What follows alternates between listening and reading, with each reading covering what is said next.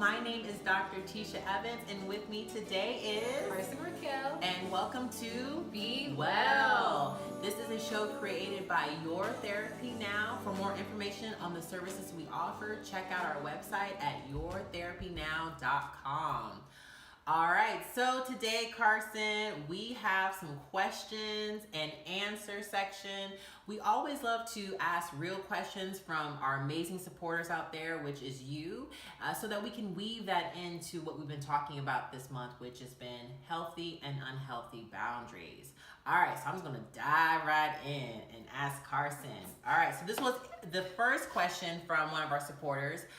He asked, when you're dealing with someone who has poor boundaries, right? So they don't respect your boundaries and they really make you feel uncomfortable.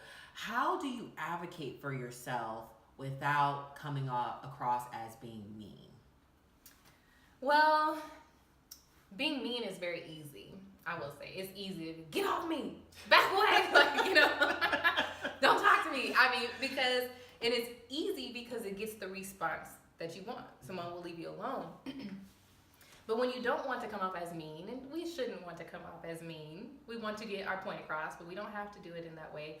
We just need to be assertive, and we need to stand in our boundary. So it's not backing down. If I say, please do not do this, and they continue to do it, you will reiterate what I just said. I have asked you not to cross this boundary. Please do not cross this boundary. And they do it again. That's when you need to make a separation.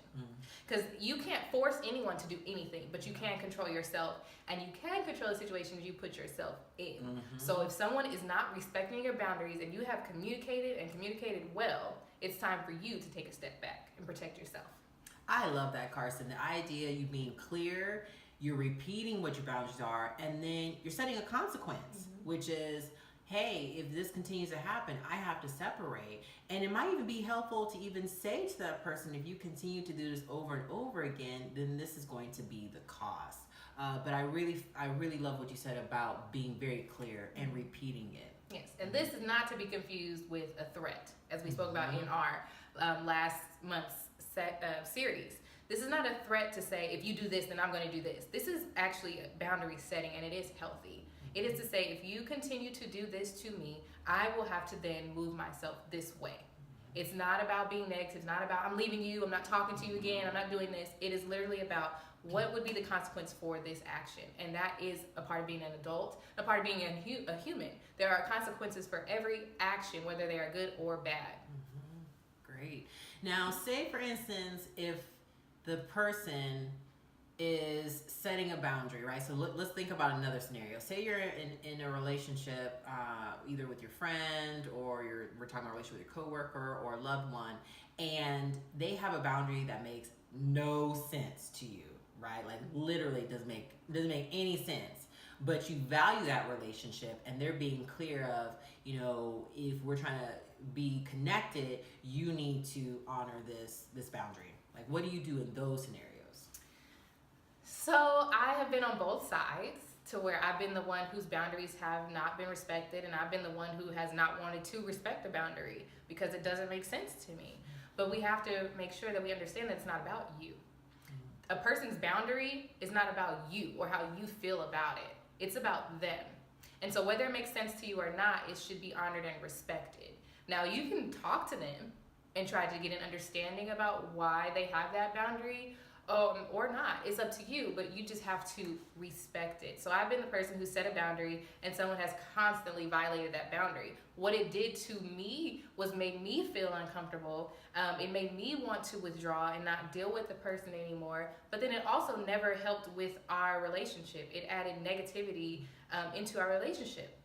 And I've been the person who's heard a boundary that's like, that's dumb. Like, that's the first thought that can come to my head. Like, that makes no sense at all. But to work hard to honor the boundary, to show that person that you care, or that you love them, or that you respect them. It can be extremely hard to do, to honor someone's boundary that doesn't make sense to you, but it will help the relationship become better. And it may even get you access to understanding why they have that boundary in the first place. That's really good, Carson. This idea of, if this is a person that you value and this is a relationship that you want to keep, being able to, even though you may not understand it, being able to say, I'm going to respect it because I care about you. And I also, too, if it's not hurting you and it's not making you uncomfortable, then I think it's definitely worth entertaining. Like, let me see how I can be consistent with really respecting this boundary. Yes. And if you didn't notice, the way I move my hand, that's my boundary hand. So just to go back, that's my boundary hand. I love it. I'm gonna start using the boundary hand too. I'm setting a boundary, okay? Exactly. So one of our supporters, she shared a highlight because we love hearing what you all are doing well, and we want to highlight that. So we have put out there, okay, like what are some things that people are doing that really help them set healthy boundaries? And what she shared was, before anyone can have healthy boundaries in a relationship, you have to have good communication, respect, and trust. And she really tries to commit and dedicate herself to doing those things in order to maintain healthy boundaries in her relationship. So thank you so much for sharing that. Thank you. And so how can you become better in your communication, foster trust in your relationships, and respect each other in your relationship? So think about those kind of things that you can do to work on, and always